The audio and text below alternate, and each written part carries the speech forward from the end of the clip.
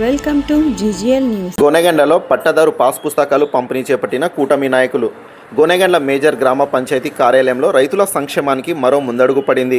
ఎమ్మిగనూరు నియోజకవర్గపు శాసనసభ్యులు doctor BV Jayanageswara Reddy ఆదేశాల మేరకు గోనెగండ్ల గ్రామ సచివాలయంలో రైతులకు భూ హక్కు పాస్ పుస్తకాల పంపిణీ కార్యక్రమం ఘనంగా నిర్వహించారు.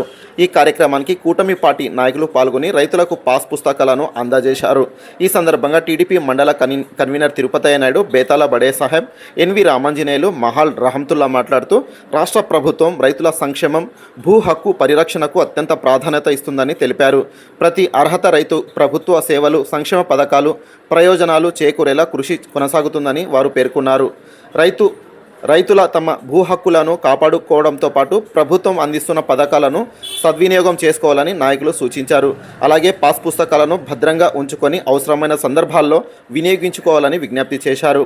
ఈ కార్యక్రమంలో డాక్టర్ నూర్ అహ్మద్, కాంట్రాక్టర్ షక్షావలి, రంగస్వామి నాయుడు, రమేష్ నాయుడు, అక్బర్ అలీ, రస్తా చిన్న ఫక్రుద్దీన్, బీజేపీ మండల కన్వీనర్ మునిస్వామి గౌడ్, జనసేన నాయకులు ఖాసిం, కూటమి నాయకులు పాల్గొన్నారు.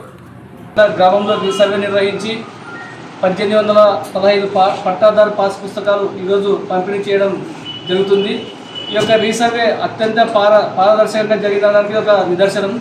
గతంలో ల్యాండ్ టైటిల్ యాక్ట్ను రద్దు చేసిన ఘనత గౌరవనీయులు ముఖ్యమంత్రి శ్రీ నారా చంద్రబాబు నాయుడు గారిది. గతంలో మన వైసీపీ ముఖ్యమంత్రి వచ్చేసి తన ఫోటోలను ముద్రించుకొని ఈ యొక్క పాస్ పుస్తకాలను పంపిణీ చేయడం జరిగింది.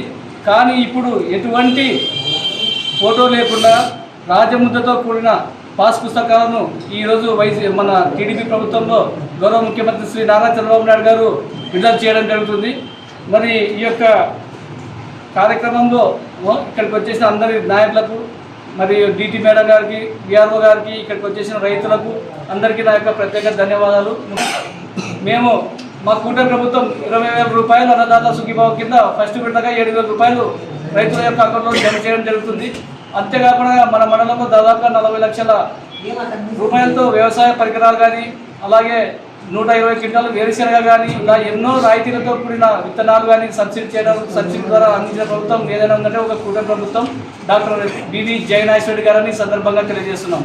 డాక్టర్ బివి జయనాగేశ్వరరెడ్డి గారు రైతుల పట్ల ఎప్పుడు చిత్తశుద్ధితో పనిచేసే ఎమ్మెల్యే ఉన్నాడంటే అది ఒక